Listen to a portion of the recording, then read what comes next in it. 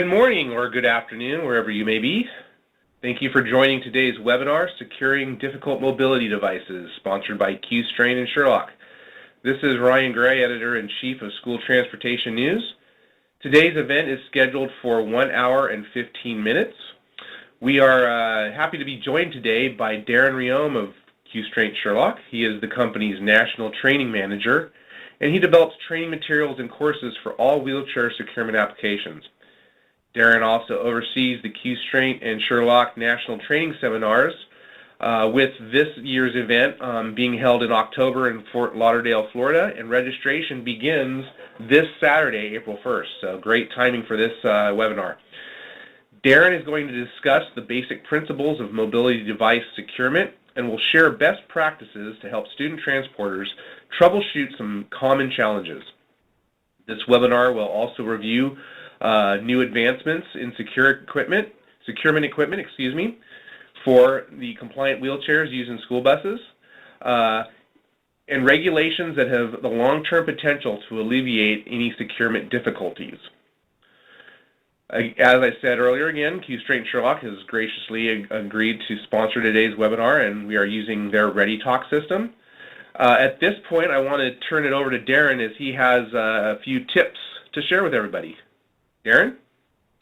Thanks, Ryan. Appreciate it. And thanks to everybody for taking time out of your day to be here. Just a few housekeeping details before I get started. First, most of you on this call are involved in school transportation, but we do have a few public transportation and private transportation providers on the call. I just wanted to make you guys aware, while a lot of the terminology and language focuses specifically on transporting students, obviously the sort of best practices and principles are applicable no matter what type of wheelchair you're transporting on what type of mode of transportation. So we're glad to have you guys as well. In terms of how this is going to run, my presentation is about an hour to an hour and 5 minutes. We're going to try and leave about 10 minutes at the end to answer some of your questions. The way you guys will ask questions, if you look in the bottom left-hand section of your screen, there should be a little chat function. If you type in a question, we'll try and go through as many of them as we can. But I also wanted you to know we already got some great questions during the registration period, and inevitably we won't have time to cover all of them. So in the next week and a half, I'll be dutifully following up with all of you who asked the question, either via email or if it requires a particularly nuanced answer over the phone. So if you don't get your question answered today, you'll be hearing from me at some point very soon.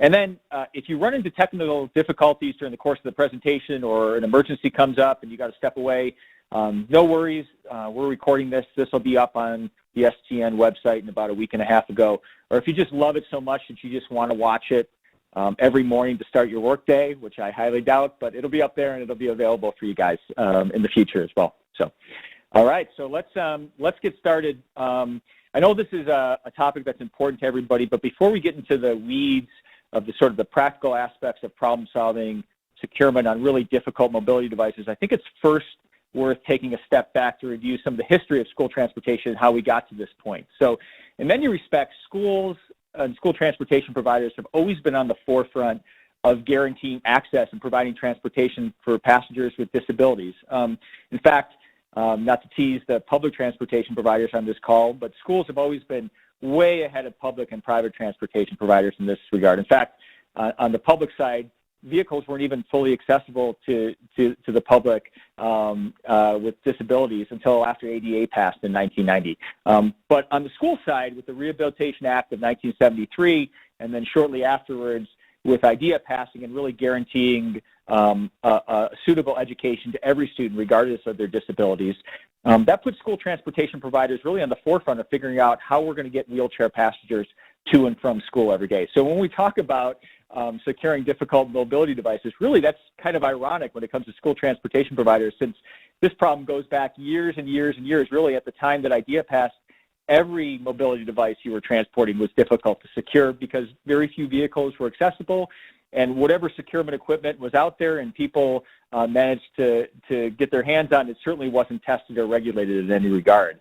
And as a result, that, as you guys know who have been in transportation for a long time, that resulted in some pretty interesting solutions to securing wheelchairs. So a former longtime employee of Qstrain that many of you on the school transportation side know was John Goss, and unfortunately he passed away a year and a half ago. But he used to tell this great story. He ran a transportation department for a school district in Arizona, and after IDEA passed, he essentially started lifting wheelchairs into side entry minivans, and without any type of securement equipment, they'd turn them sideways, and he would custom cut 2x4s to run through the wheels to prevent them from tipping. So you had people doing that. You had the claw, right, what you guys remember, which is a euphemism for that big device that would come out of the wall and grab a wheel of a wheelchair and sometimes destroy it, even in routine driving to and from school.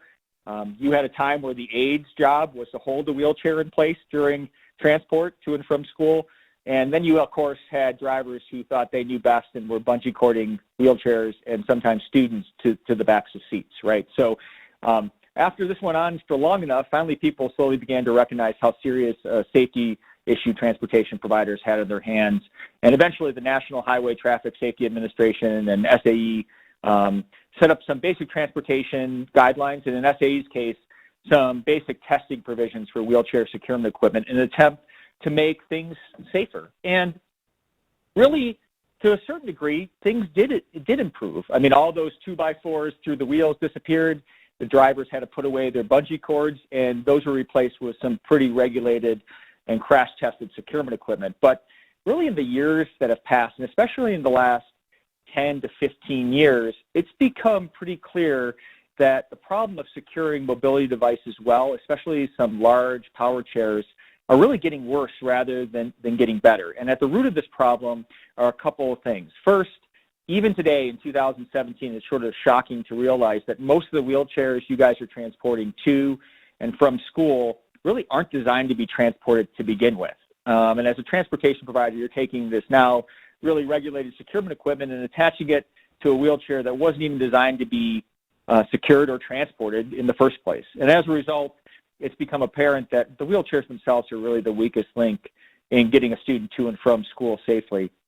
And this has really been exacerbated by the fact that over the years, people, and as a result, wheelchairs have gotten bigger and bigger, and power chairs are becoming larger and more popular with our students. But ironically, the size of the securement area hasn't changed since at least 1990, meaning you're having larger chairs, but really the same space that you've always had to secure them. And the confluence of those factors mean that in general, chairs are becoming increasingly difficult, really than they've ever been to secure properly.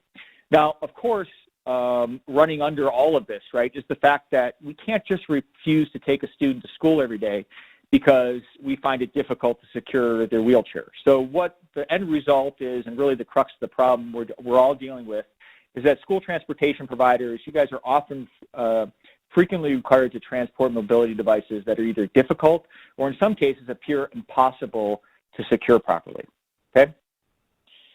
So just to illustrate this point, all these chairs on the screen should probably look familiar to most of you on this call, and they should, because to the best of our knowledge, they're three of the most popular power chairs sold in the U.S. every year.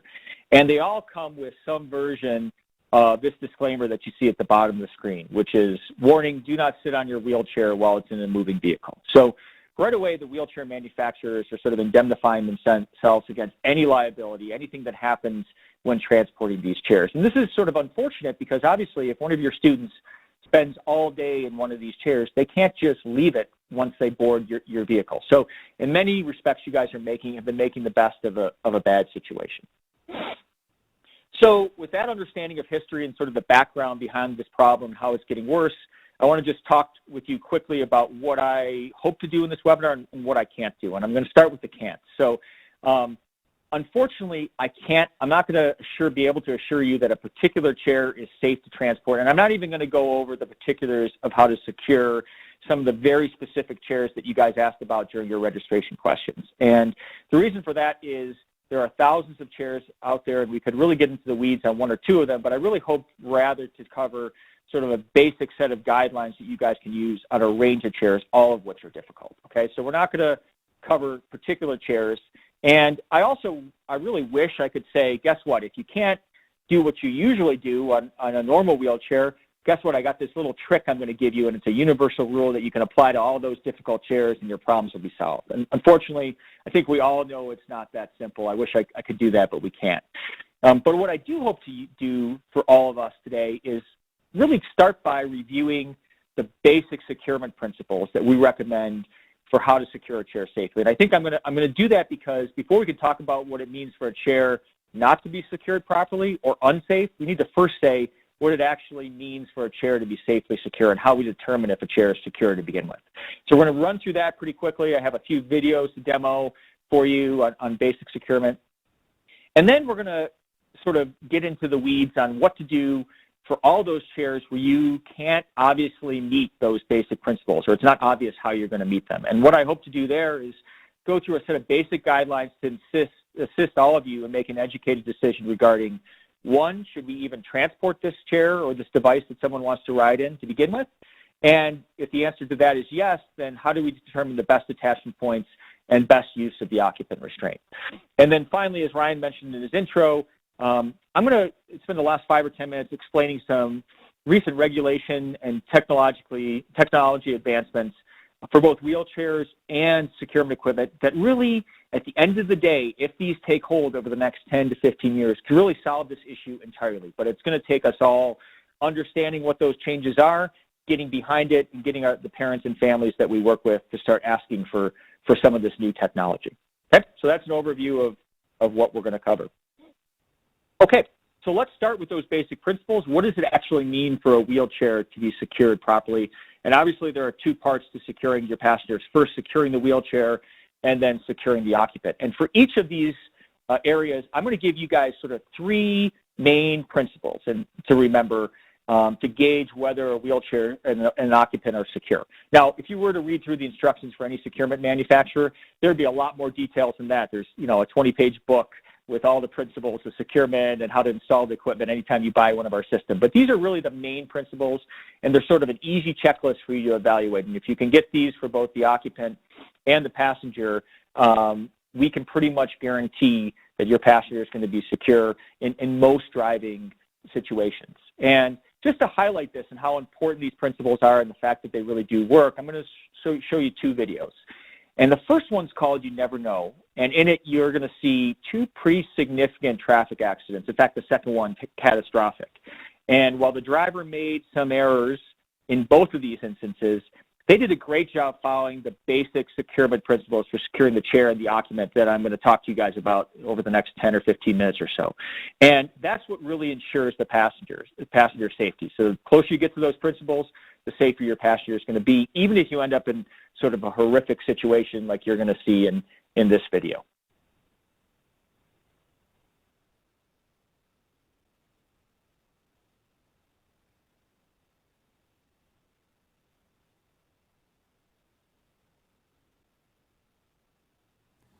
I'm Joe Redmond from Q'Straint.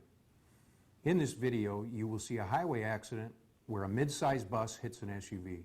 The speed at impact is 34.6 miles per hour.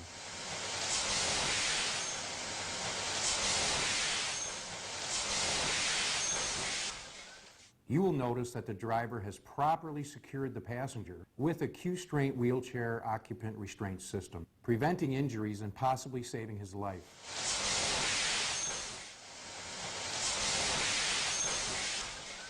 It is important to know that most wheelchair incidents happen during sudden braking and sharp turning. If improperly secured, passengers may be ejected from the wheelchair, may slide under the lap belt, or the wheelchair may possibly tip over. We never know when an accident can occur.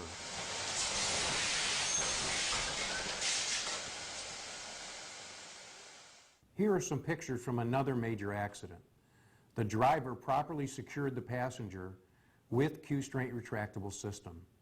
The impact from the accident rolled the bus, leaving it upside down. The passenger was still properly secured. Here is the quote from the property.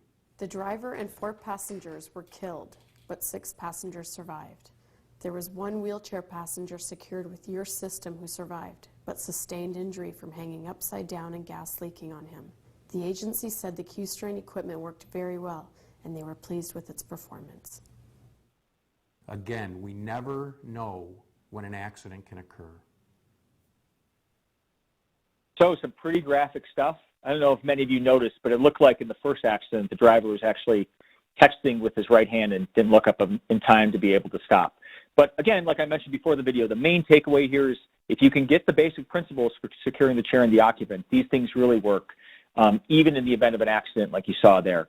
Now, on the other end of the coin, on the other side of the coin, is that if you don't meet the basic principles that we're going to talk about, your passengers are really at risk, even in routine driving. So I'm going to show you another video. This one will hit a little bit closer to home. It was actually, I took it off a local Connecticut news broadcast. It involves an accident involving a 7-year-old girl in a wheelchair who tips over.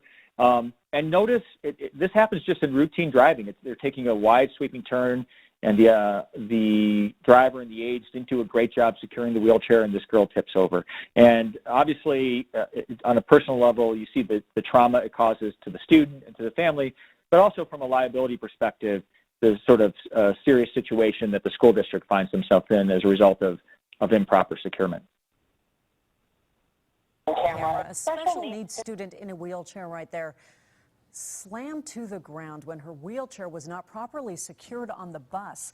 The child's mother blames the Kent School District for not doing enough to keep her daughter safe. Now, KIRO 7 anchor Simney Kim sat down with the mother, and Simney, she says this is just the latest accident involving her daughter.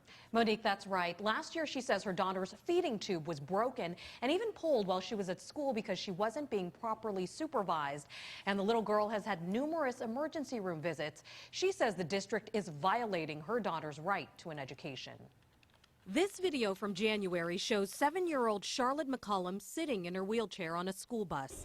As the bus driver turns the corner, her wheelchair tips over and slams to the ground. Staff rushes to her side. It scares me so much. Charlotte, a first grader at Jenkins Creek Elementary, has special needs. At the time of the accident, her mother, Natasha Hall, didn't think the injuries were that serious. As the next day wore on, she starts getting more and more vocal in her pain, and she can't tell us, because she's nonverbal, she can't tell us how bad it's hurting. We're sorry. Yeah, we apologize. The Kent School District says what happened was a mistake. Evidently, we had a bus driver who's responsible for securing students that are in those wheelchairs and just did not appropriately secure that student. But Hall says this accident is the latest in a string of incidents since Charlotte was in preschool. Unlike my son, who can walk and talk, Charlotte is absolutely 100% vulnerable. It is like I'm handing them an infant. She says the district has repeatedly failed to protect her daughter and provide her with a proper education. Charlotte's parents even took the district to court. A judge sided with the family, but she says the district is still not in compliance. I want her to be able to have the experience, the same experiences that all children have, to be able to go to school, to have friends, to learn and to grow to the best of her abilities. We are attending to each of those as we are able. Hall says she isn't giving up, and she's speaking out now since Charlotte can't speak for herself. Charlotte's mother also wants the district to cover all of Charlotte's medical costs from injuries received at school, but she says the district refuses. Charlotte has an MRI scheduled for tomorrow to determine the extent of her injuries from the bus accident. Simney Kim, KIRO 7 News. Oh.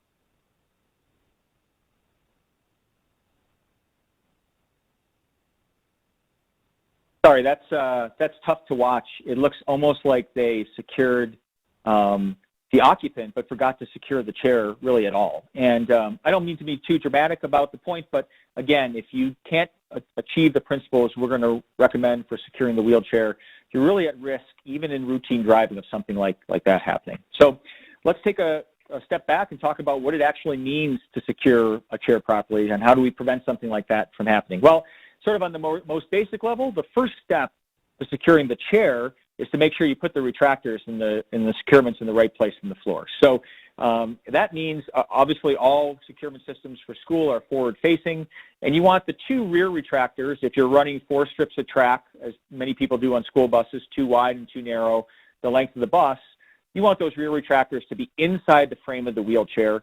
Or if you're running 2 strips of track, one at the rear of the securement area and one at the front of the securement area, you want those rear retractors to be inside the frame of the wheelchair. And this is going to do 2 things. Just from an engineering perspective, these retractors are what stop the forward momentum of the chair, but also just logistically, if you were to go wider than the frame of the chair and then try and find an attachment point in the chair, you'd end up running those retractors through the webbing of the chair, trying to find an attachment point on the chair, which we obviously want to avoid. In the front, you want to do just the opposite and reverse the process. So you want to put the retractors either on the widest set of track, if you're running four sets front to back, or just wider than the frame of the wheelchair in this type of layout. And this is what, from an engineering perspective, what's stabilizing the chair, preventing that chair from tipping, but also just logically, right, if you were to go narrower in the frame of the chair, you'd end up running into the legs of the passenger and really find yourself unable to find an attachment point on the chair. So in terms of properly putting the securements in the track, narrow in the back, and wider in the front, regardless of the type of layout you have on your bus.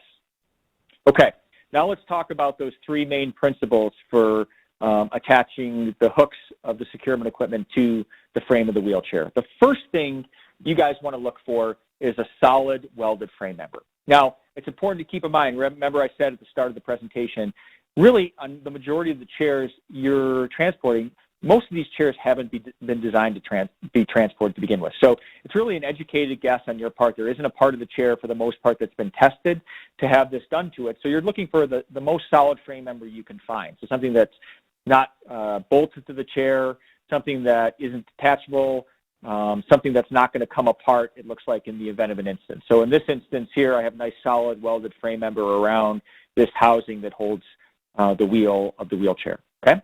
And I'll show you an example of what we typically see as bad attachment points when looking for a solid welded frame member. So in this instance, on a manual chair, the operator is attached to the footrest.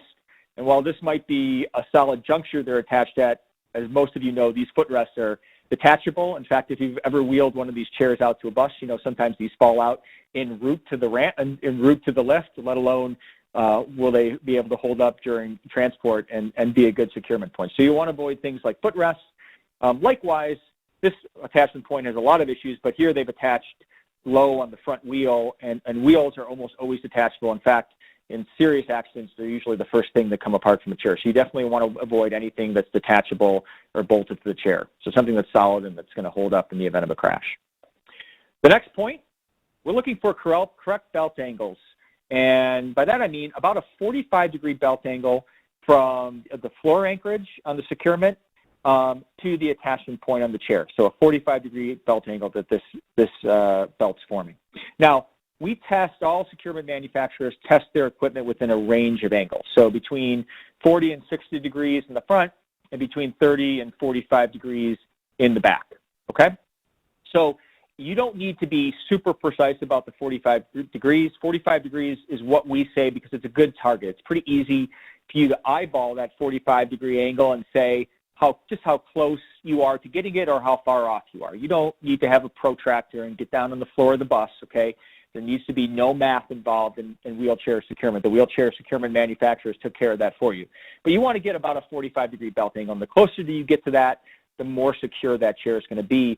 And just in terms of how the system works, this is what's putting the downward pressure on that chair and keeping it in place in routine driving. So it's really incredibly important that you get the proper belt angle. And then after that, the third main point we really want to hammer home is you want to take a direct path to the attachment point in the chair. So you don't want these belts running through wheels, around frame members.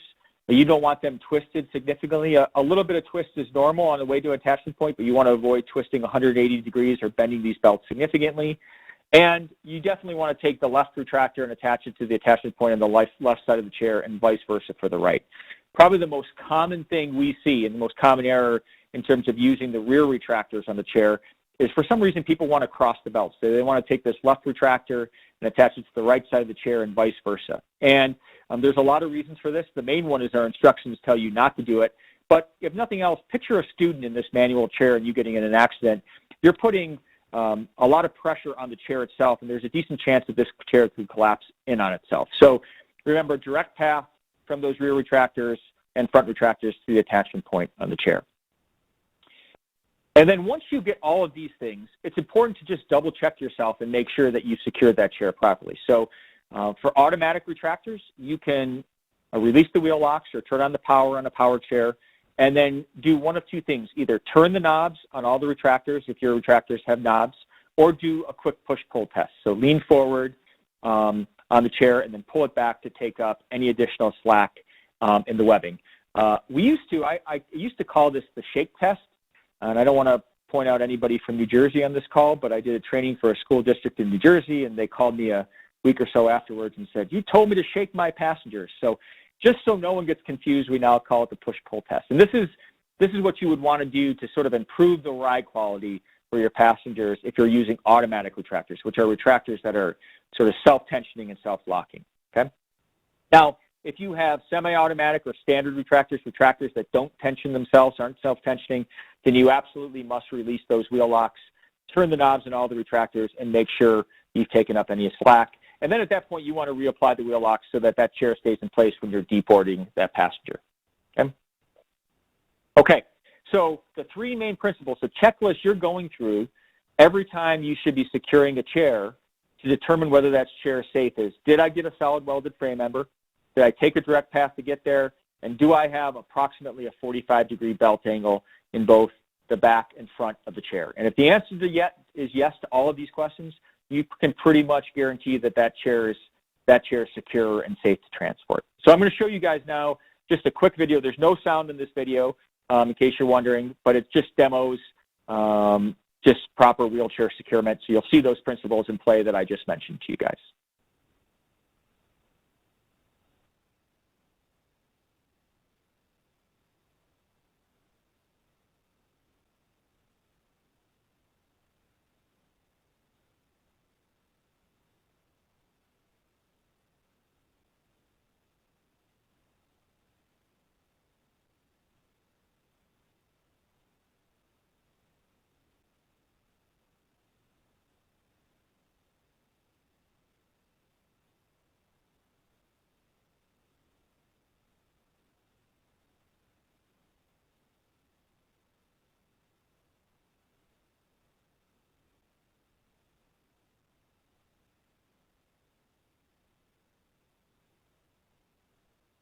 I realize it looks so easy in my perfect world of wheelchair securement. There were no cars honking at the school bus or other children on the bus yelling at me while I was trying to do it. So, but the point is to see the sort of basic principles that you need to secure a wheelchair properly.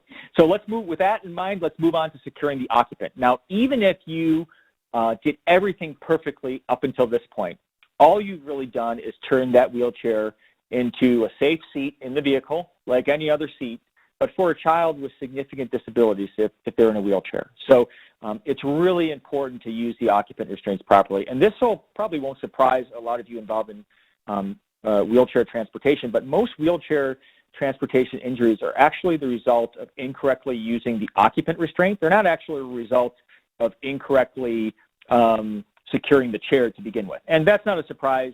Using the occupant restraint requires a lot of interaction between the operator and the student. It's uncomfortable for both parties involved.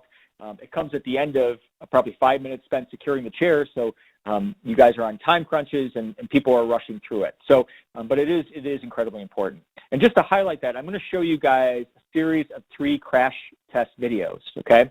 And they're all 30-mile-an-hour, 20G crash tests, which is essentially like hitting a brick wall going 30 miles an hour. And the last 2 are in a testing facility, but the first one is probably my favorite from an entertainment standpoint. And it's actually done outside the testing facility where there's nothing confining the passenger at all. So we'll play that one for you, and then we'll come back and talk about it quickly. And it plays quickly, but you'll see it play through twice.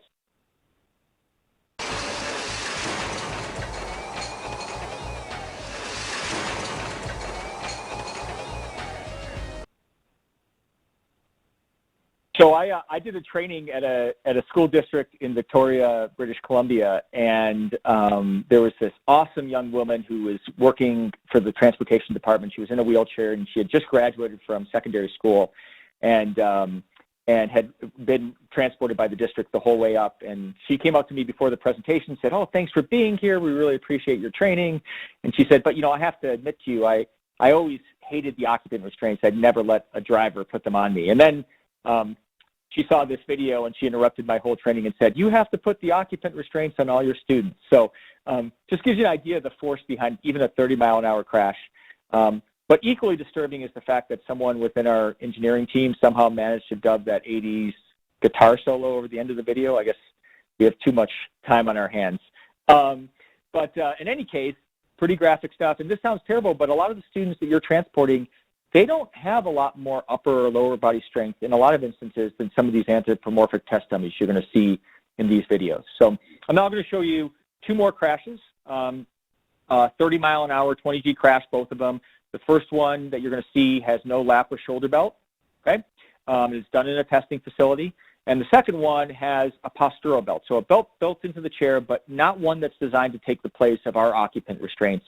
It's just designed to hold the student upright. And if you run into a student like this, you'll see why you obviously want to continue to use the full occupant restraint. I should also mention, as you guys see in these images, both of these crash test dummies have dress shoes. And after I watched these for about the 20th time, I asked our engineering team, what's with the dress shoes and the crash test dummies? And he said, apparently there's a federal statute governing the appropriate apparel for crash test dummies, and it requires them to wear shoes. So if nothing else, you leave this presentation with that utterly useless bit of information to occupy your brain. So here's the video. Neither one of these have any sound. So.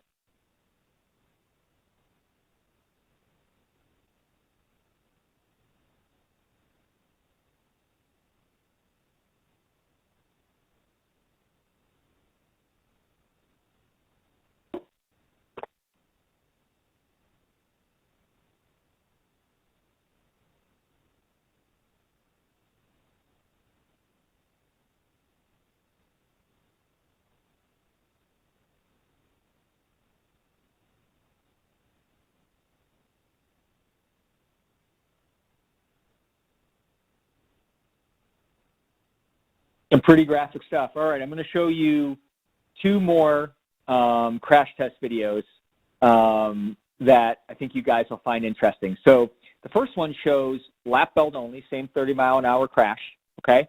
And the second one shows shoulder belt only. And this will show just how important it is if you have students who don't want to use that shoulder belt, obviously really important.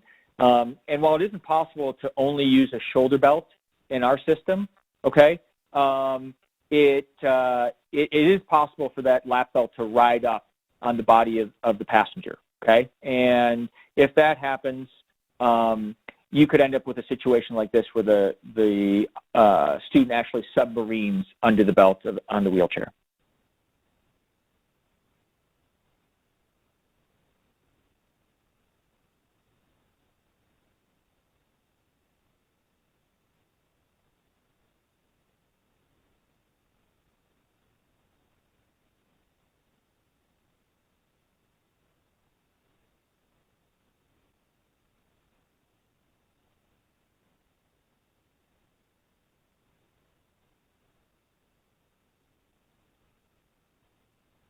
Okay, so let's talk about sort of proper principles for securing the lap belt to make sure something like this doesn't happen, okay? So for the lap belt, you want to make sure that, and this should be kind of obvious, that the lap belt fits across the pelvis of the individual, so nice and tight across their actual lap. And the best way to ensure this is by taking this red release buckle and making sure that it gets all the way over on the aisle side hip of the passenger. So when you're thinking about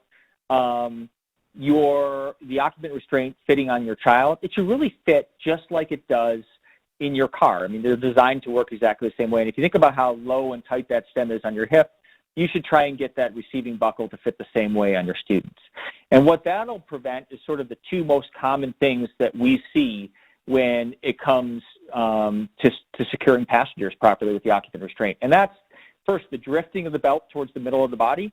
So you'll notice how this red release buckle isn't at the aisle side hip, and it's now drifted to the middle of the passenger's body. If that happens, no matter what configuration of occupant restraint you have, they all attach somewhere near this red release buckle, okay, the shoulder belt does, and the shoulder belt's not going to drape properly across the passenger's body if this belt starts to drift. In fact, it's not even covering half of their torso in this situation. Likewise, if that belt doesn't get all the way over on the aisle side hip, right, there's a chance that that belt starts to ride up the passenger's body, especially with students who tend to slouch in their chairs to begin with, or if you're in a cold area and your students have a big, heavy down coat in the winter, we've all seen this belt start to drift. And the way to avoid that is to make sure this red release buckle gets to the aisle side hip. Now let's talk about using the shoulder belt properly. So the best way to ensure the shoulder belt fits properly, and this is obviously how we want it to fit, draped nicely across the shoulder, as opposed to across the passenger's neck, which we've all seen, or in this instance, draping across the passenger's arm, okay? So there's a couple ways to prevent this belt from draping across the arm or the neck. The easiest way is to have a system with a height adjuster. Now, some of you probably have this, but I have to say the majority of shoulder belts we sell without a height adjuster are actually sold on the school transportation side. And the reason for that isn't going to surprise any of you guys. I know budgets are tight and people are getting the best they can with what funds they have available. But if there's any mode of transportation where you absolutely should have a shoulder belt with a height adjuster, it's in school transportation, okay?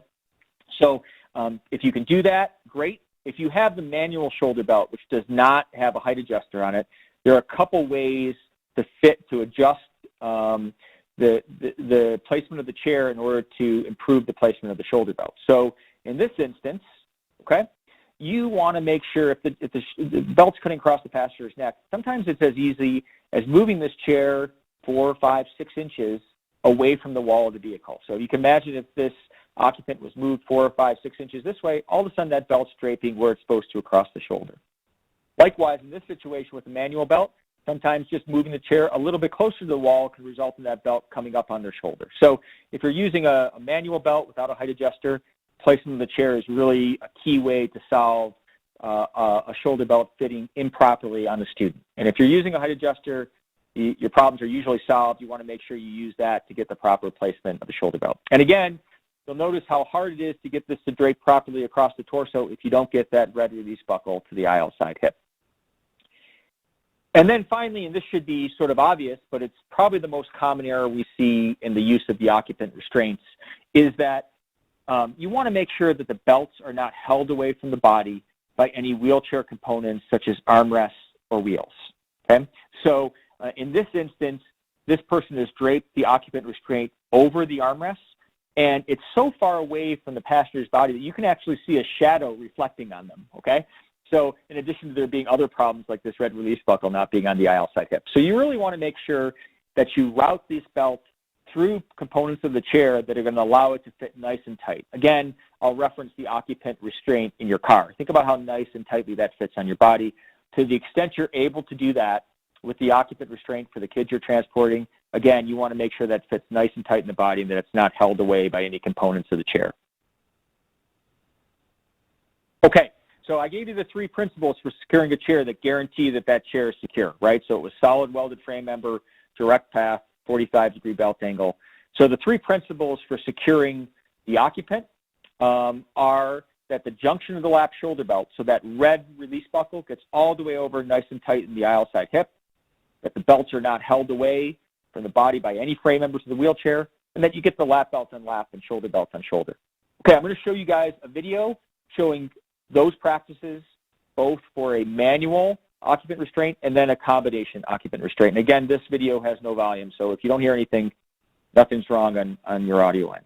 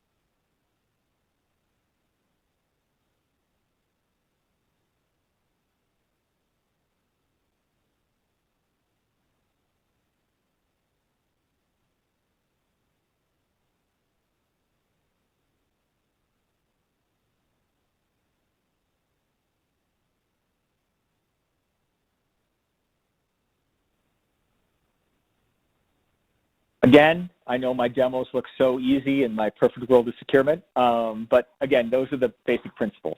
So that's what it takes for this for the chair and the occupant to both be secured. And I realize that's a very quick overview, but I think it's a good place to start, because now we're going to evaluate what happens in situations where all of that doesn't work, right, which is becoming more and more common for all of us in 2017. So what I want to encourage you to do is do a chair-by-chair assessment. So look at each chair individually and determine, first, is this something I should even transport, okay? And to be honest, for most of you on the school side, the answer most oftentimes is going to be yes.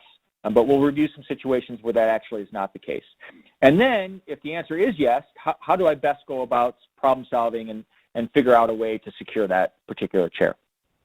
Okay, so let's start with the issue of should I transport, okay? The first question you want to ask to determine is this is something that you should bring on your school bus is, does it meet the federal government's description of a wheelchair? And what I deem as the federal government's description of a wheelchair is sort of the definition laid forth in ADA. Now, ADA does not apply to schools generally, but it's important because the federal government has determined what they classify as really a wheelchair or a mobility device. And it's also important because that's what we build our securement equipment to accommodate. So if it's something that falls out of the guidelines of a wheelchair, it's really not something that we've done any testing on, or we would endorse you using our securement equipment to secure, okay? And that definition is pretty vague, but a mobility aid with 3 or more wheels, usable indoors, and designed for somebody with mobility impairment. So if it meets this definition, then it's something you really have to transport. But if it's something that falls outside of this definition, you should strongly consider whether or not you need to transport it. So let me give you some examples, okay? So let's take this chair all the way over here on the right side of the screen. This is an incredibly difficult to secure power chair. We've probably all seen something like this, but it pretty clearly meets the federal government's description of a mobility device. So it's got more than 3 wheels, it's usable indoors, and clearly it's designed for somebody with mobility impairment. So yes, this passes the test. This is something we need to problem solve on. Now, on the other end of the spectrum, I actually got a lot of questions about gurneys and jerry chairs. This is a type of chair that's commonly referred to as a jerry chair, okay? Now, this does not meet the federal government's description of a mobility device. So yes, it has more than 3 wheels. Yes, it's usable indoors, but this was not designed for somebody with mobility impairments. This is a piece of medical equipment designed to get people to and from hospital rooms, but also for them to spend a lot of time on when they're in a severe medical condition, okay?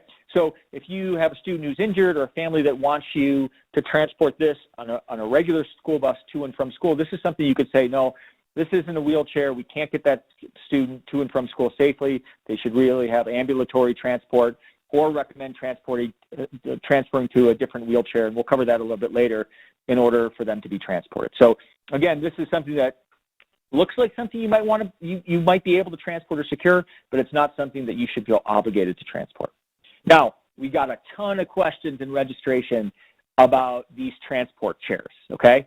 I know they look incredibly flimsy. In fact, they look like if an average size adult male sat in them, they'd collapse and break into 1,000 pieces, right? But they meet the federal government's description of a mobility device, right? More than 4 wheels, usable indoors, clearly designed for somebody with mobility impairment. So as flimsy as these are something that you really do need to figure out how to secure and transport, okay? Now, you might think this little picture down here of this man at a shopping cart is a joke, but there's an actual story behind it. A few years ago, I got a call, and this is probably isn't as relevant for our school providers, but I got a little story about that nonetheless, about how this might come into play for you. I got a call from a large East Coast transit property, and they said, it was an urgent call, and they said, how do we use your equipment to secure a shopping cart? And I said, excuse me? And they said, yeah, a shopping cart. We got this guy. We're not even sure if he has a disability, but he likes to ride in a shopping cart and push himself down the street with 2 ski poles and wants to ride in our buses. Well, this is clearly a situation where you can refuse to transport something like this, right? Does it have more than 4 wheels? Yes. Is it usable indoors? Clearly. Is it designed to transport somebody with a disability? No, it's designed to hold groceries, right? And this is a sort of extreme example, but we have our Southeast rep who tells a great story about a young girl who's in a wheelchair, and her crazy uncles got together on the weekend and rigged up some kind of motorized John Deere small tractor that they wanted to take her to school on, and they welded a bunch of stuff to it. As our Southeast rep says, while they were drinking beer and watching NASCAR on a Saturday, they came up with this great idea, right? But if you have someone who wants to board with something unusual like that, obviously that's something that you should refuse to transport. Okay, silly stories aside, let's assume that you're not transporting a Jerry chair or something along those lines, or something someone cooked up in their basement. It's an actual mobility device, and you have to transport it. It seems like you have to transport it. The next step in making that determination is really to figure out what your school district's policy is. Okay, do they have a policy about particularly difficult to secure mobility devices? And I mention this because for the most part, most of your districts either aren't going to have a policy, or they're going to say, no, we're going to transport whatever that student shows up with. Okay, but there are some school districts, and we've heard of them, that are saying, nope, you know what, it's too much liability. We're not going to take the chance that something happens to a student in our hands. If we don't feel like we can secure the wheelchair, or if there's a component of the wheelchair that's broken, we're not going to transport them until they're in a chair that we can secure safely. So before you start going down a road that can result in a lot of liability for your district, start asking that question. What do we want to do in these situations? Okay. And then if the answer to that is no, we're still going to transport them, and it is a wheelchair, perhaps a next possible solution is asking the student's parents if that passenger would be able to transfer either to a seat. So if you got school bus seats with seat belts on them, that can be a very good option, or a mobility device that's more easily to secure. So there's been instances where districts have said, yeah, I know Johnny's got a really difficult chair, but guess what? We have this easier to secure chair, and we're going to have them transfer to this chair before we take them to school, and then we'll secure their empty, heavier, much more difficult to secure chair. And at least if it tips over, there's no injury to Johnny. Okay. Now I realize that this is sort of an ideal situation, that someone has the budget first to purchase an extra mobility device, and there are also situations that this is not always going to be the solution or a viable panacea to the problem, right? So some people have disability issues where they can't leave their chair. There are time constraints in getting students to and from school. And even if someone wants to transfer, if they need help, there's the potential for injuries to that student or to aides or drivers, and helping them make that switch. So in a perfect world, it's worth exploring, given the right student with the right type of disability and the willingness to do that, but it's not going to solve all your issues. Okay? Now, if it's a wheelchair you have to transport, the district wants you to, and that student isn't willing to transfer, sort of the last solving step before we actually talk about securing that chair is to check the owner's manual of that particular mobility device. So you can take a picture not of the student, but of the chair. When you get back to the bus garage, look up the chair. All these owner's manuals are available online, and in many instances, you're going to find nothing but a liability disclaimer.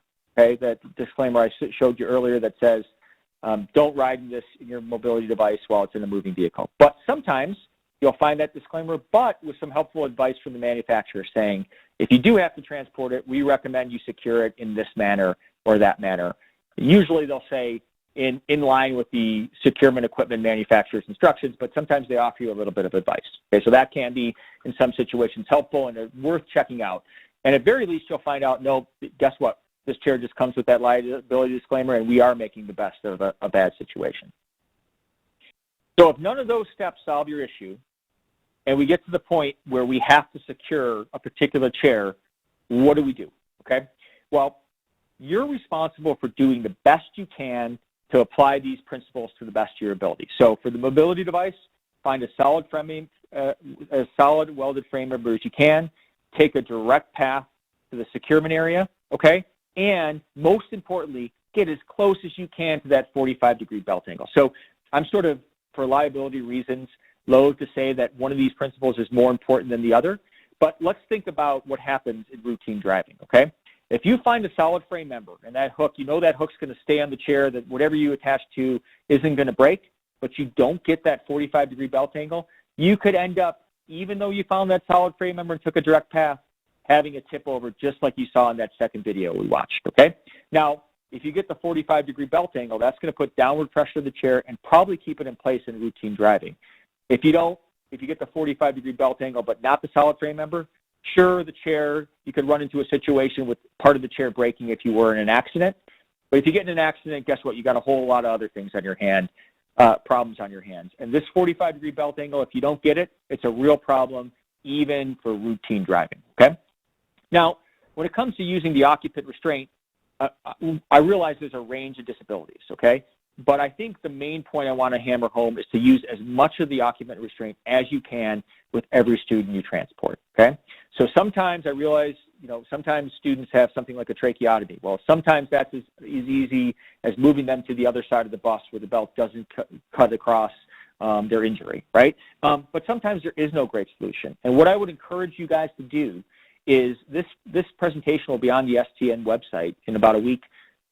Fast forward a little bit, show the parents some of these crashes we saw before they request that their student not use the occupant restraint. I mean, as you saw in those crash videos, really anything's better than nothing when it comes to the occupant restraint use. So I would encourage you to use as much of the system as possible. And we'll talk a little bit about communicating with parents in a second about those types of situations. Now, tools that can help you get those principles for really difficult devices.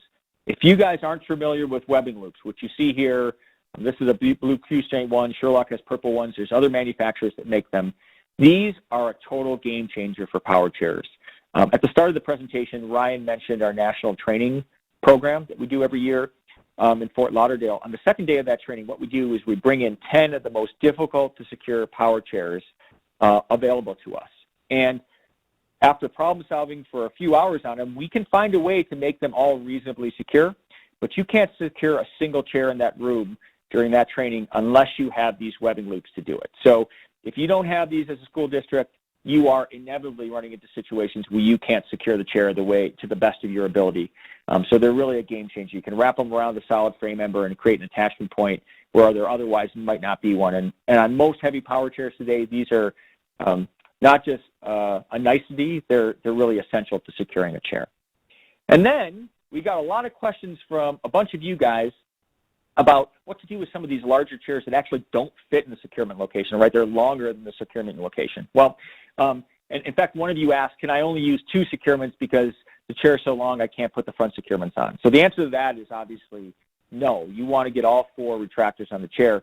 But the answer is sometimes as these chairs have gotten larger, they just won't fit into one securement area, and you're going to have to overlap and take up 2 securement locations to achieve those proper belt angles. And that's going to require you communicating with your transportation directors and planning how many chairs you're going to take on some of these buses. If you have one particularly large chair and there's only 2 securement locations on the school bus, and you have a secondary school student with a 50-inch chair, you might only be able to take 1 student at a time on that bus, okay?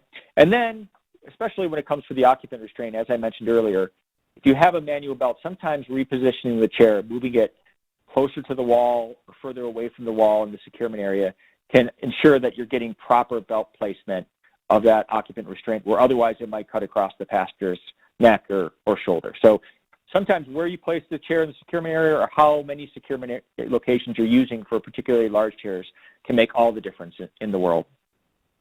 Okay, now we're going to talk about securing scooters. And I realize scooters aren't that common on school transportation, but some of you inevitably see these. But the reason we're going to talk about it is sometimes the principles for securing a scooter are a little bit different from that of a wheelchair, and they can really come in handy on some large power chairs as a last resort. So first order of business in school transportation, if you get a student wanting to ride in a scooter, you should always ask that student or that student's caregiver or parent if they're willing to transfer to a seat, since every scooter comes with a disclaimer that says this is not designed to be used as a seat in the moving vehicle. Passengers should not ride in their scooter, okay?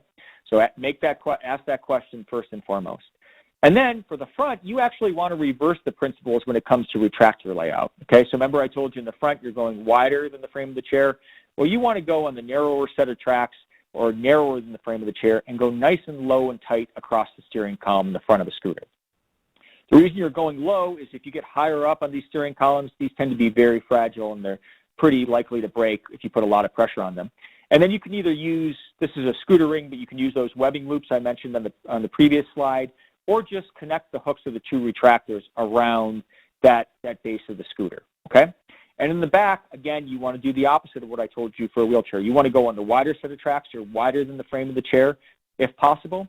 And then you're really looking for any solid frame member that's going to give you about a 45-degree belt angle. So in this instance, you'll notice the only frame member that was solid that we could find are actually the armrests. And if you've ever seen a scooter, you know these things are detachable, but you really have to do the best you can to problem solve sometimes in some of these chairs. So is that ideal in the event of an accident? No, but in routine driving, it's going to give us that 45-degree belt angle, and it's probably the best we can do. And then because scooters are so heavy, we recommend, if possible, but you know, it's not going to be possible in all situations, but if possible, you throw a 3rd rear securement on that chair, and you can do it by using a webbing loop around the center post. If you don't have a middle track like we show in this slide, you can put it on sort of the rear track, inside set of tracks near the wall, or just double up on a track if you're running it widthwise in the vehicle in the rear of the securement area, okay? And keep in mind, I'm going to show you in a second how these can be applied for some power chairs as a last resort, how these principles can be applied. So let's look at least one demonstration of how to secure a really difficult chair. Okay, so we had this power chair at our national training last year.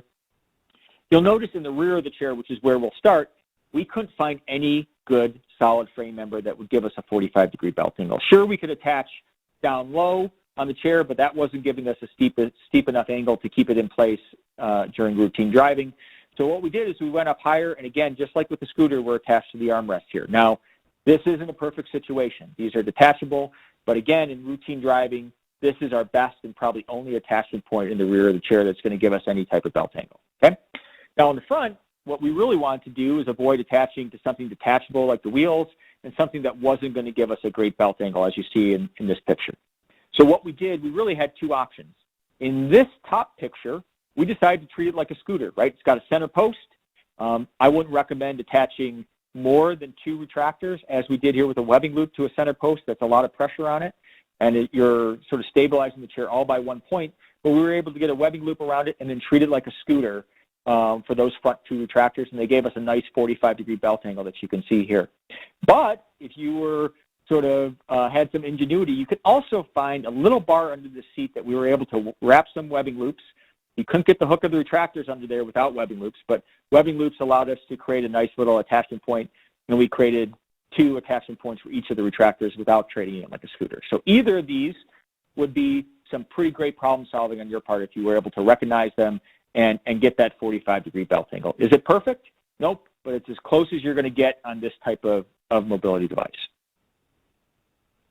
Okay, now after all of this, right, if you still feel like this guy, which I hope you don't, never drive feeling like this guy, okay? This is classic of modern cinema here, okay? What do we want you to do? Well, first, if you're an operator, you want to report that up the food chain. There's no shame in feeling like, gee, I don't know how to secure this chair. There are thousands of wheelchairs out there. Most wheelchair securement equipment is designed to be universal, but it's inevitable you'll run into situations where no matter how well trained you are, you're not sure that you got it right. So don't be afraid to ask. And then document those concerns and have a discussion with that particular student's parent or caregiver. I have a 7-year-old and a 4-year-old. We're blessed that they're not in a wheelchair, but if they are, I would love it if the driver of my daughter's school bus came up to me and said, hey, I want to make sure your child gets safely to and from school every day. Let's talk about the best way to secure this chair. We're having problems with it, okay? And to that, sort of in the same vein, if you can get your transportation department included in those individual education plan meetings, they absolutely should be. In some parts of the country they are, and this solves a whole host of issues. But in many places, especially the Northeast, where I used to cover as a regional manager, transportation is treated like the red-headed stepchild, right? They spend all this time worrying about the education and what happens to the student when they get to school, and no time concerned about how to safely get them there in the first place. So to the extent you can knock down doors and get involved in the IEP meetings, what this really allows you to do is resolve any issues on your hand. So, you know, if there's a discrepancy about attachment points, you can go over those with the parents. Some districts have done really awesome things like just put colored zip ties at the agreed upon attachment point on the student's chair. Then no matter who the driver is, they know where to attach. If webbing loops are needed, does the district have them? Sometimes districts have even zip tied those webbing loops to the chair to keep them in place, okay? And then occupant restraints. How are we using the occupant restraints, and how are we going to use it, especially if the student has a disability? And then, are there trays on the chair or book bags or other things that are going to cause problems in securement? Or, heaven forbid, if your student's using oxygen, how are you guys going to secure that properly? So all these things are concerns you deal with on a daily basis, and IEP meetings are a great chance if you can get transportation involved to address those concerns. All right, I know you have a lot of questions about difficult chairs, but before we get to those, I want to sort of jump in. I promised we'd end with some sort of regulation updates, okay? So there are a set of regulation changes and innovations for wheelchairs and securement equipment that really have the potential to make life much better for transportation providers. Let me sort of explain why. So for years and years, there are wheelchairs that are actually designed to be secured, but they're not particularly popular, okay? And those are called WC19 wheelchairs. So it's WC19 is a voluntary standard for wheelchair manufacturers. It regulates the design and testing of wheelchairs to be used as seats in a motor vehicle. And for years, there's been sort of one main provision, and that provision is that these chairs need to have 4 clearly visible crash-tested anchorage points that you see right here, okay? And those are indicated, but you'll have 4 of these, 2 in the front, 2 in the back, and you'll have this closed-hook WC19 symbol on them. And the idea is, okay, let's provide, it's so difficult to find attachment points, especially on some of these large power chairs, let's go ahead and crash test our chairs and give that operator a good solid location to attach the hook of our retractors, okay? Now, a few years ago, they made a change to WC19, and wheelchair manufacturers, to meet this standard, are now required to offer an integrated lap belt for all fully WC19 compliant chairs. And this lap belt, when I say integrated, as you see here, it's attached to the chair. Okay, it's crash tested, and it's designed to be applicable with current shoulder belt configuration. So you'll see this pin connector on each end of the lap belt. That means you'll just be able to drag the shoulder belt, drag it down, and attach it to a pin connector already on the lap belt. You'll notice this lap belt is perfectly positioned already in the chair.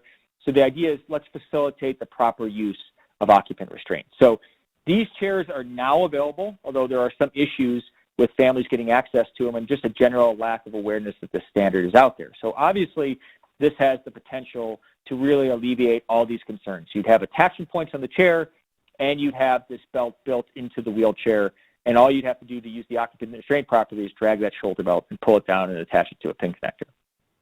However, in order to accommodate these chairs, what ANSI RESNA realized after they revised WC19 is that they were really changing the dynamics of how securement equipment worked. So if you think about how typical securement works, okay, you have the retractors, which are put into the track of the floor, anchored to the floor, and then attached to the frame of the wheelchair. And in a crash, the retractors are really only holding the chair itself. And the occupant restraint is mounted to the wall of the vehicle and then attached to pin connectors on the back of the retractors. So in an accident, the occupant restraint is really holding the passenger separately from the rear retractors. When you have those new WC19 wheelchairs with the integrated lap belt, what they found was that's transferring up to 60 to 80% of that passenger's weight to those rear securements, and there was not a securement equipment product on the market that could accommodate those same crash test videos I showed you guys earlier. So those crash tests were done 30 miles an hour, 20G, with a 185-pound wheelchair, a 172-pound anthropomorphic test dummy. So with the new WC19 wheelchair, all the securement on the equipment on the market failed that test with those new chairs. So what they did is they wrote a new standard for wheelchair securement equipment. It's an industry and legally recognized best practice standard. It took effect in 2016, and it required that we build a stronger, heavier, more heavy-duty retractor that can accommodate those crash tests with these new chairs, okay? And securement isn't changing, so these retractors are going to look just like your old automatic self-tensioning, self-locking retractors.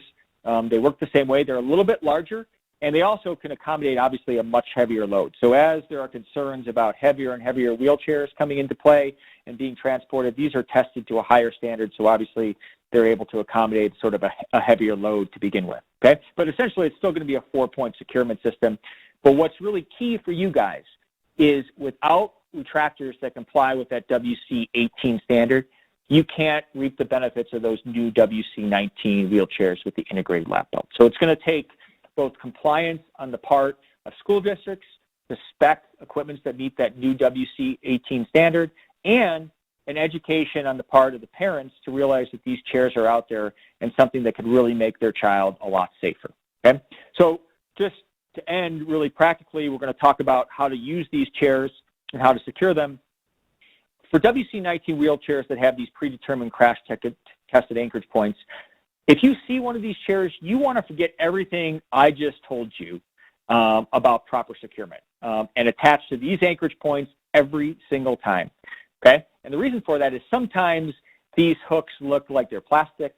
They look like they're placed really low in the chair. I mean, this one you can see it's just an inch or two above the wheel, and it doesn't look like it's going to give you a great belt angle. But if they have a hook with this symbol on the chair, that means that the wheelchair manufacturer has crash tested that anchorage point using a surrogate version of our system and certified that that's where you need to attach to make your passenger safe. And if you decide to ignore it and attach someplace else, you've ignored the wheelchair manufacturer's recommendations, and then it's on you, and none of us want it on us, right? Now, I should note, on heavier chairs, there will be chairs where you have 2 rear WC19 attachment points, and if you have 2 attachment points in the rear, you need to use 1 retractor for every WC19 attachment point that you see on the chair. Now, I also want to note, many of you have seen chairs that probably look similar to this, okay? So they have what looks like a WC19 hook, but they're lacking this symbol, okay? All right? And if you see that, this is not a WC19 attachment point. It's what's called a transit hook, and it's designed for you to attach there, but they never bothered to test it with a student sitting in the chair. So you'll see that disclaimer on the wheelchair or in the wheelchair owner's manual. So if you see a situation like this, I just want you to recognize the difference between these 2 attachment points.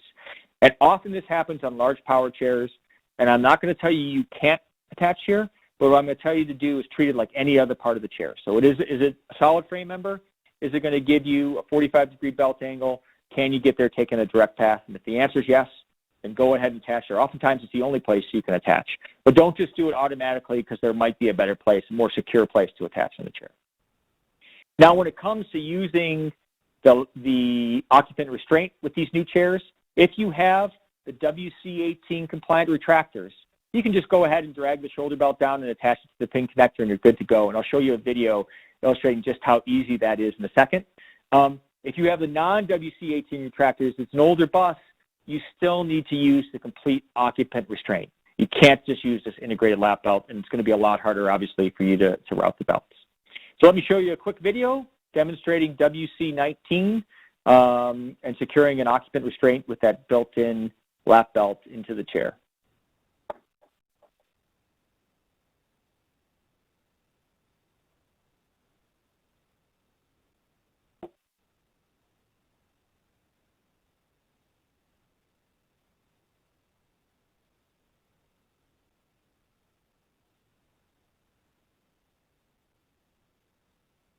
It looks glorious, doesn't it? Imagine if it was just that easy to use occupant restraints.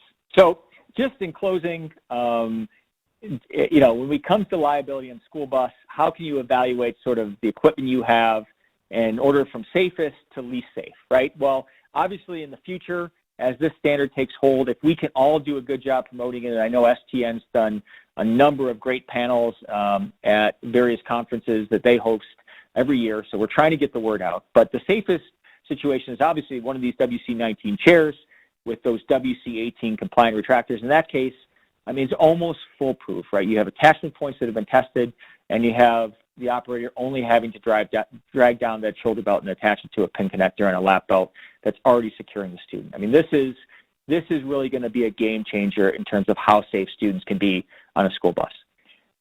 Next safe, obviously, if we can't have a WC19 chair, it's still great to have the new industry recommended and legally recommended best practice standard for equipment. So you have the new WC18 compliant retractors. You can use them on any wheelchair. They're heavier duty. They're better able to accommodate some of these larger power chairs, and you're meeting from a liability standard the best practice standards for your school district. And then, of course, this is a situation we currently find ourselves in for most of us, especially with older vehicles, the least safe option, which is a non-WC19 chair and the older securement equipment that doesn't meet that new WC18 standard. All right, so in closing, I know we threw a lot at you, but I think I want to break this down for you.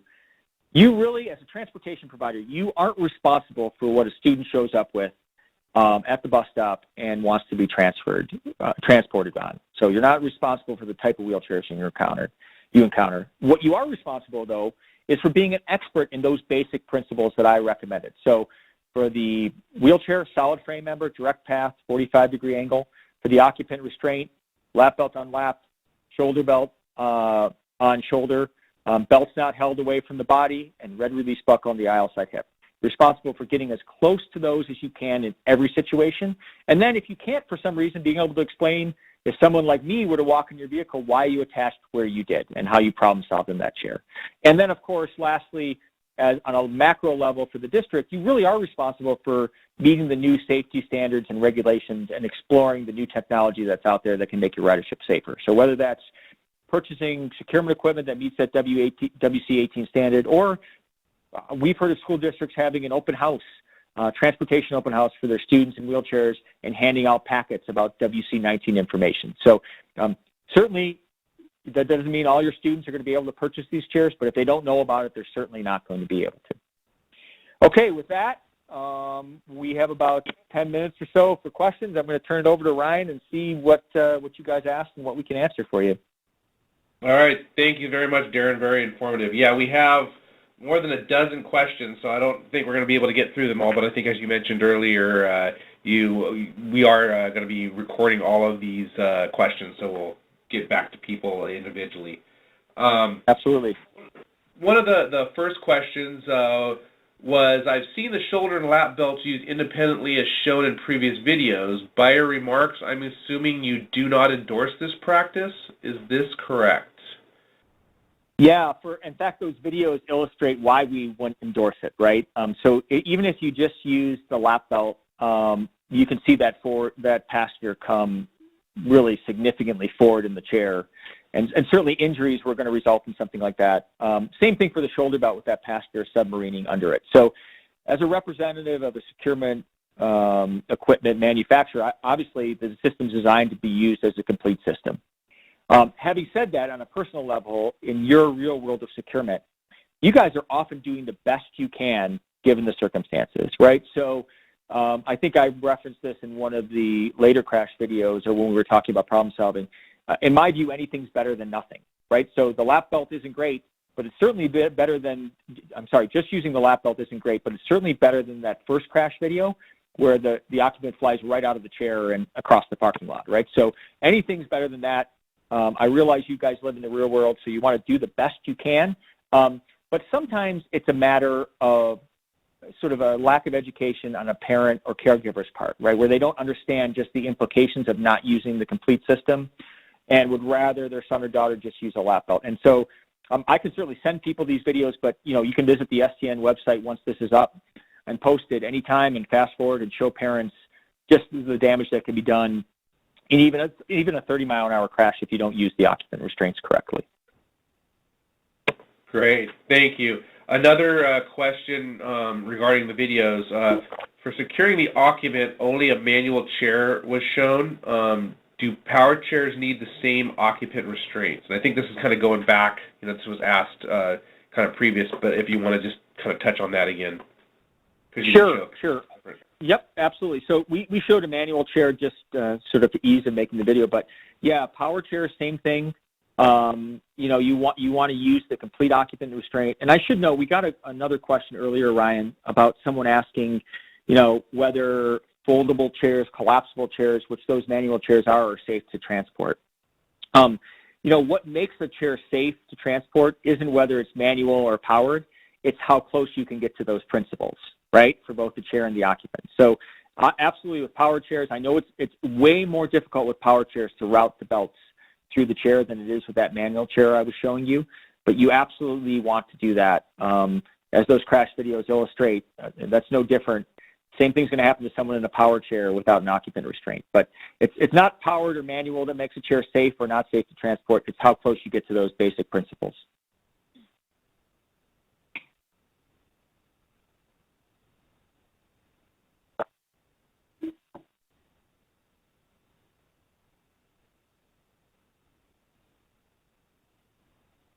Oh, I'm sorry, Darren. Still had myself on mute. This is coming from one of our school bus folks. What can be done to get wider ramps to help with loading larger chairs?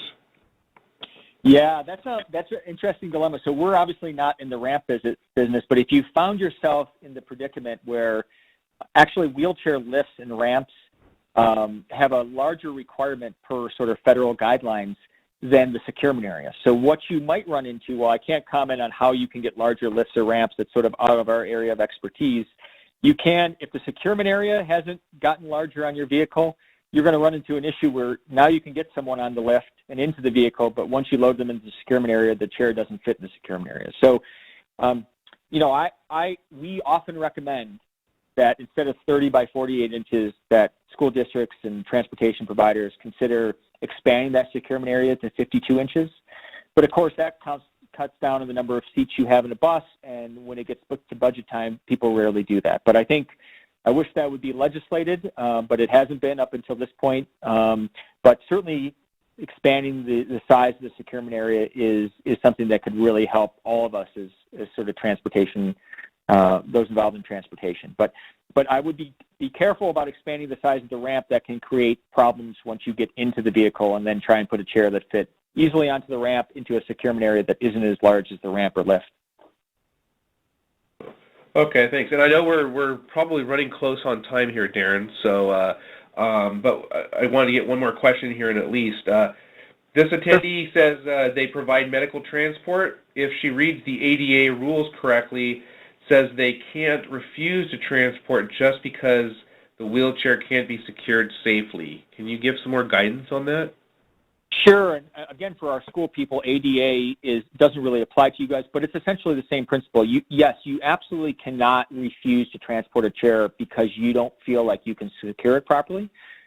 There's some wiggle room if you think it's going to, for example, if it's so large it's blocking an exit door or is putting other passengers in danger, but you're really in a slippery slope there in terms of violating someone's civil rights. So no, you can't refuse because you don't feel comfortable securing the chair. Now, you can refuse it because it actually isn't a mobility device like the shopping cart or the Jerry chair that I outlined previously. So, but the law is pretty clear, and for the most part, this is the way school districts are going to treat it too. Most districts are going to tell you, hey, if it's a wheelchair, we're going to transport that, and we're going to try and find the best way possible to get a student to and from school safely. But certainly that is the law on the public transportation side. Okay, great. Are we doing well on time? Do we have time for one more? I'm happy to take a few more. If people can't stay, I totally understand. But if you want to throw a few more at me, Ryan, that's perfectly fine with me. So. Okay. Is there a legislated requirement to remove the Q-straint securements from the floor when not in use, such as in between routes or when the bus is parked? No, and we have to be very careful, I think, in general when we say legislative requirement. There are very few things that are prohibited by federal law when it comes to either school or public transportation. And the things that are usually sort of under civil rights law in terms of denying access to someone.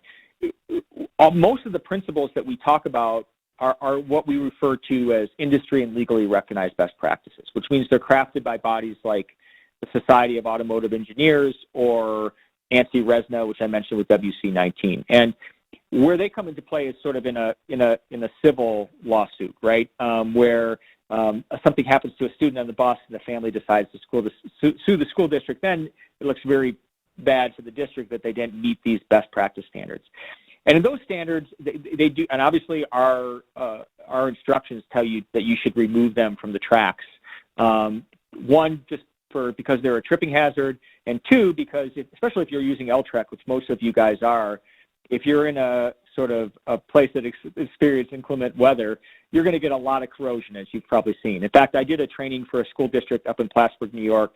They bought a bus in, I believe it was September, and by the start of June, they had not taken the retractors out of the track, and they couldn't remove them from the track by then because they had so much corrosion and rain salt and sleet that the whole track had corroded right to the fittings. So both for the longevity of your vehicles and the equipment, you want to get them out of the track, but also you got students walking around in those buses, you want to get them out of the track because of a tripping hazard. But there is no, you're not going to prison if you don't do it. But if someone were to trip over them, most of these best practice standards recommend that the securements be removed from the track, and certainly our instructions do. So from a sort of civil liability standpoint, it's good for the district to have that policy or to do it if you're an operator.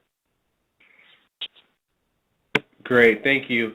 And I guess probably one more question here, because I know that people are Sure. have to move on. But there's a question here. So going forward, are the WC18 retractors, is that all that Qstream is going to be offering on the market? Yeah, that's a great question. No, we'll continue to sell all of our securements. You have to remember we also sell to the personal mobility market, and at that point someone can put whatever they want on their vehicle. But it is really the sort of best practice standard that, and we also sell to private contractors, and they can put whatever they want in their vehicle. But we certainly have seen a huge uptick in the WC18 compliant retractor. And you can get it from other people besides just us. But from a liability standpoint, it's really something that districts want to pay attention to. Again, they work the same way as all your traditional securements do. You'll notice they're a little larger, but your operators won't have any difficulty operating them or notice any difference. But we're going to continue to sell the old product. And I should note, I've had a bunch of people purchase school buses and then be surprised since they purchased it in 2017 that they didn't get the WC18 compliant retractors. This is something that you need to, if you go to any school bus dealer or OEM manufacturer, there's a lot of components on the bus, and it's hard for them to keep everything straight, and they're going to give you what you ask for. So you need to be really vigilant and say, hey, we want the securement equipment. You don't have to name our products, but that meet, at least say securement equipment that meets WC18. Because if you don't ask for it, chances are you're just going to get whatever you got on your last order. And people aren't doing that maliciously, but there's a lot to keep track of and a lot of options on these vehicles. So if you don't ask for it, chances are you're not going to get it unless you're proactive. So. Great, thanks so much. Well, we've gone about 7 minutes over, so we're going to have to go ahead and end this webinar. But I want to thank Darren and the entire staff at Qstream Sherlock for their expertise and for sponsoring today's webinar. Very informative. A reminder that all the questions are being tracked, and Darren or someone from Qstream Sherlock will get back to you shortly. I provided the link to everyone where this webinar will be eventually available next week, so we'll get a reminder out to people on that. With that said, again, thank you very much to Darren, and thank you all for tuning into this webinar today. Have a great rest of your day. Thank you. Thanks, Ryan. Ladies and gentlemen, thank you for your participation. This does conclude today's conference. You may now disconnect.